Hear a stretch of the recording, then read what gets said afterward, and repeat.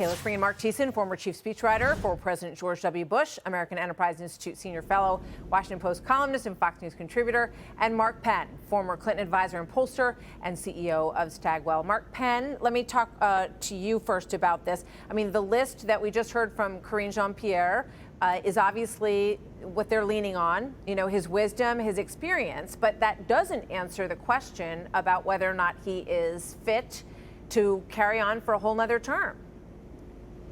Well, I've been tracking this question for a while in the Harris poll. And in the Harris poll, I've seen it in the last year or so go from 64% who think he's too old to 68%, and this poll 73%. But interestingly, his vote share has not changed. So even though they're saying he's too old, they're voting for him anyway.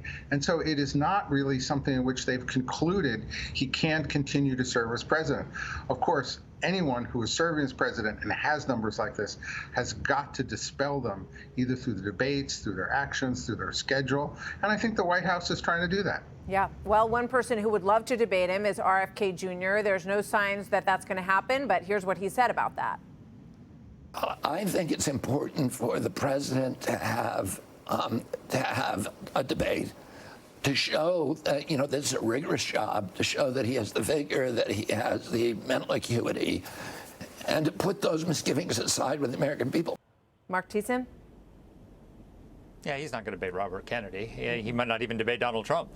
We don't. He's going to try and avoid that if he can. But look, here's the thing. Think about this. Joe Biden is 80 years old. He'd be 86 at the end of a second term. If you look at the Social Security actuarial tables, there's about a 60% chance that he won't live until the end of his term, much less be mentally competent to carry out the duties of President of the United States. So that means there's a 60% chance, according to the actuarial tables, that Kamala Harris will assume the presidency at some point if Joe Biden gets a second term. So she's on the ballot. And it's not just age that's an issue. It's approval of the job he's doing in office. If he was old but doing a great job and the inflation was low, the economy was humming, the border was secure, crime was under control, there was peace in the world, no one would have a problem with his age. It's the combination of the age with the incompetence and the fact that people have concluded he's mentally unfit. So this is the problem he faces going into the election, and it's going to be tough.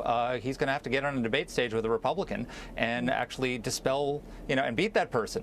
And I'm not sure he can do it. Yeah, that's going to be interesting.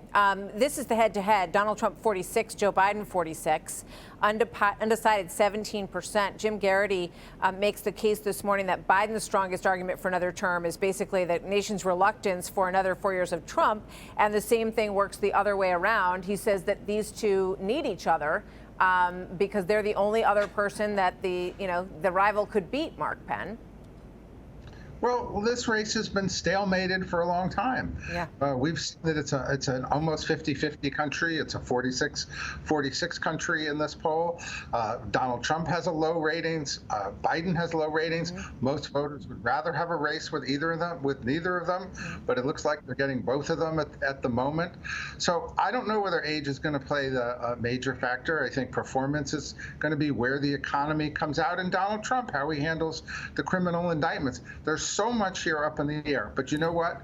The voters have not moved a single inch in over a year or 2 years. Yeah, it's absolutely fascinating. Thank you very much, gentlemen. Great to have both of you with us, Mark Penn and Marc Thiessen. I'm Steve Doocy. I'm Brian Kilmeade. And I'm Ainsley Earhart. And click here to subscribe to the Fox News YouTube page to catch our hottest interviews and most compelling analysis.